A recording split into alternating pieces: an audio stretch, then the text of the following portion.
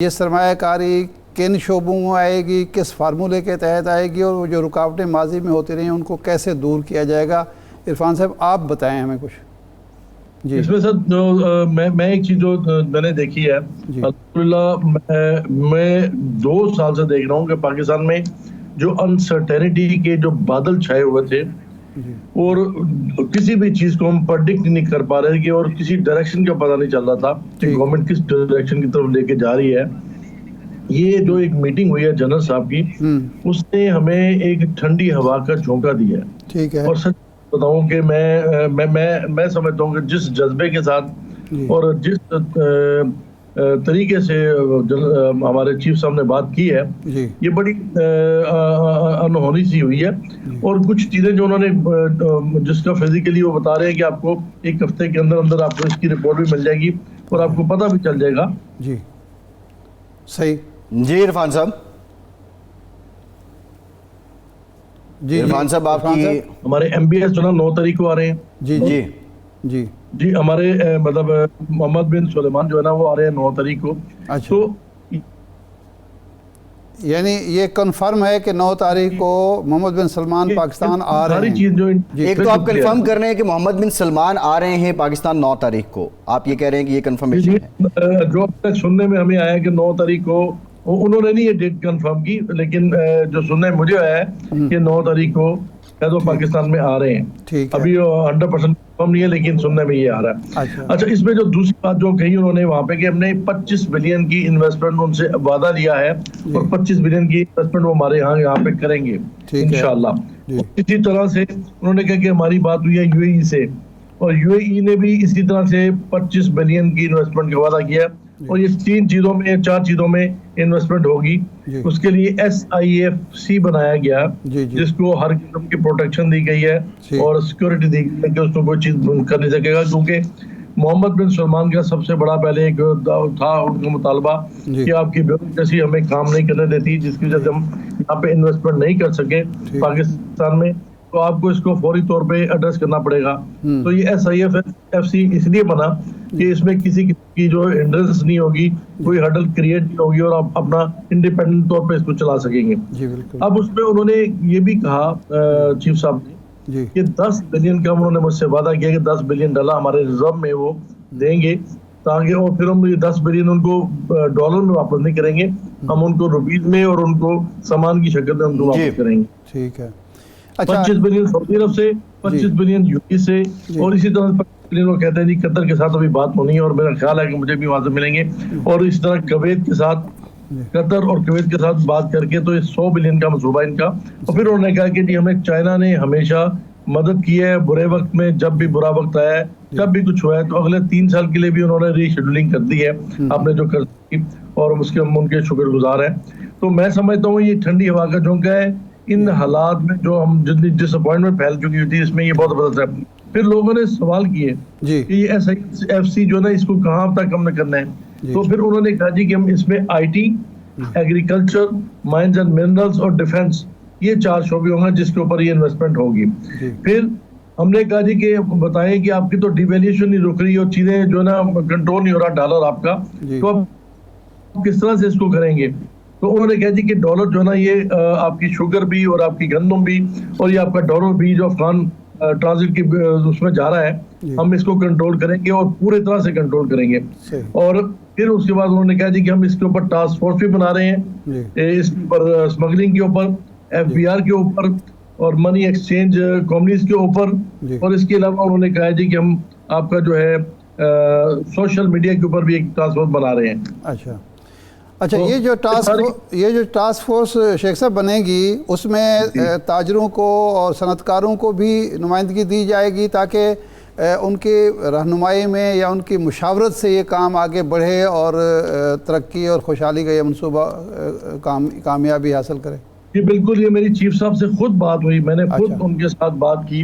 मैंने कहा जी stake holders जो है ना वो हम हैं, फेडरेशन पाकिस्तान है, चैम्बर्स है, हमने हर सूरत इनको इस टास्क फोर्स में डालना है, क्योंकि हमें ग्राउंड रियलिटीज का पता है, हमें पता है कि चीजें किस तरह से खराब होती हैं और किस तरह से किया जा सकता है और कौन सा तरीका बेहतर होगा।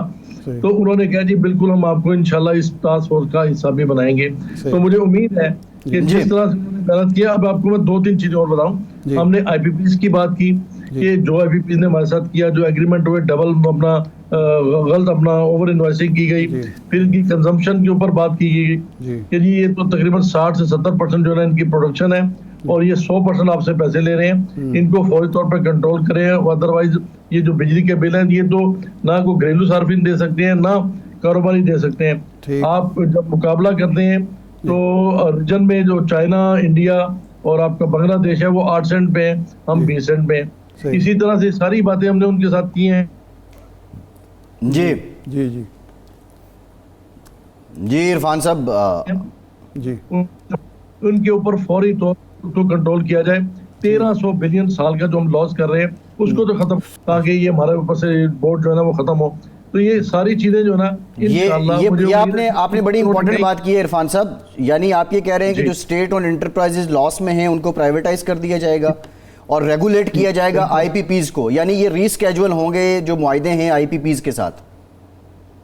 जी ये कहते हैं जी इसके ऊपर हम पूरा वर्किंग कर रहे हैं। हमने तो इनसे ये भी कहा कि इनका जो कंजम्पशन है इसका फोरेंसिक ऑडिट किया जाए, ताकि जहाँ पे खराबी है, जहाँ जो जो लोग लूटा है उनसे वो पिछले पैसे भी दिए जाए। क्योंकि ये जुल्म हुआ पाकिस्तान के साथ, इस जुल्म को खत्म करना चाहिए।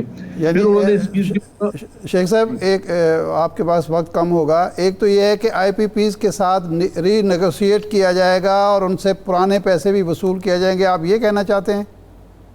हमने ये कहा, ये हमारी डिमांड थी। अच्छा, आपकी हमारी डिमांड, और उन्होंने कहा जी हम इसको बिल्कुल देखेंगे और हमें पता है कि इसमें कई खराबी हैं और हम इस चीज को देखेंगे किस तरह से हम इसको हल कर सकें। सही है। अच्छा, दूसरा एक आपसे शिकायत की जाती है, हर हुकूमत करती है, वो ये है कि आप टैक्स को, ये जो दस्तावेजी मईशत है उस तरफ नहीं आना चाहते और टैक्स पूरा नहीं दिया जाता, ये FBR का है, इस पर भी कोई बात हुई? जी FBR के रिफॉर्म्स की बात हमने की थी। हमने कहा जी आप 92 जो है ना उसका तो आपने टारगेट रख लिया जी, लेकिन मुझे ये बताइए 2200 का जो आपने टारगेट रखा है उसके लिए फिर आप रिफॉर्म भी करें यहाँ पे, क्योंकि यहाँ पे तो विद होल्डिंग टैक्स के ऊपर सारा आपका 90% तो विद होल्डिंग टैक्स चल रहा है। अभी आपके इनडायरेक्ट टैक्सेस है उसी के ऊपर बेस किया जाता है। तो डायरेक्ट टैक्सेस जब तक नहीं लिए जाएंगे तो ये महकमा किस लिए रखा हुआ है? या तो इस महकमे को बंद कीजिए या इनडायरेक्ट सिस्टम जो है ना उसको डायरेक्ट टैक्सेस में लेके आए।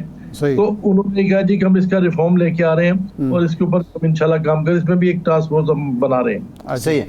और ये स्मगलिंग की रोकथाम के लिए जो बात हुई, तो कोई सामने आई बात कि सबसे ज्यादा रुकावट कौन है, स्मगलिंग क्यों नहीं रोकी जा सकती? इसमें सीधी बात है, हमने तो बात की सीधी। हमने कहा जी किसी ब्यूरोक्रेसी के आपने चक्कर में नहीं आना कि जी मुल्क के अंदर स्मगलिंग का। दूसरा है ये सारी स्मगलिंग का सोर्स जो है वो आपके बॉर्डर्स हैं और ये 2 बॉर्डर सबसे ज्यादा है। नंबर 1 अफगान ट्रांजिट और नंबर 2 ईरान। यहाँ पे कंट्रोल कर लें आप, ये सारी चीजें कंट्रोल हो जाएंगी। सोर्स से कंट्रोल करेंगे तो एक तो आसानी के साथ हो जाएगा। अगर आप उसी के ब्यूरोक्रेसी पे कहने पे ये छापे मारने शुरू करते हैं अड्डों पे, फलानों पे, तो उससे तो कभी काम ना हल हुआ ना कभी होगा। सोर्स को जब तक बंद नहीं करेंगे, वहां पे जो अरबों खरबों रुपए का जो एक लेन देन हो रहा है, आपको ही पता, हमें ही पता है, और वो जो कर रही है जो भी इसमें शामिल है उनको कंट्रोल करेंगे तो ये सारा कुछ कंट्रोल हो जाएगा। अच्छा, सियासी जमातों से मुतालिक क्या बात हुई है? क्योंकि बहुत सी बातें चल रही हैं। उन्होंने ये कहा सियासी जमातें यहाँ पे नून लीग है, यहाँ पे PPP है, PTI है। उन्होंने कहा जी इन तीनों जमातों में कोई फर्क नहीं है, ये सब एक जैसी जमातें हैं और उनमें अच्छे बंदे भी हैं और उसमें बुरे बंदे भी हैं, इनकेपेबल भी हैं और कैपेबल भी हैं, और ये सब जमातें एक बराबर हैं। कोई फर्क नहीं है, आप किसी के साथ डिफरेंशिएट करेंगे कि ये ज्यादा अच्छी जमात है, ये दूसरी है। वो उन्होंने कहा ये सब जमातें एक जैसी और हमने ये सब पावर के पीछे हैं और पावर के लिए लड़ रही हैं और कोशिश कर रही है कि एज अर्ली एज पॉसिबल। ये अल्फाज उनके थे जो उन्होंने कहे और मैंने आपको बता दिए। फिर उन्होंने कुछ बंदों को हम पकड़े जिन्होंने गैर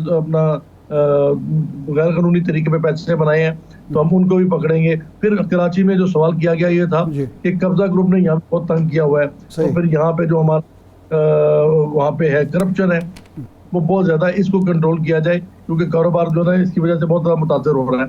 तो उन्होंने वादा किया है कि हम करप्शन को पूरी तरह से निपटेंगे और ये खास तौर पे जो कब्जे हो रहे हैं यहाँ पे लैंड्स के ऊपर कब्जे हो रहे हैं, हम इस माफिया को बिल्कुल अपने अंजाम तक पहुंचाएंगे। ये चीफ साहब की आवाज थी।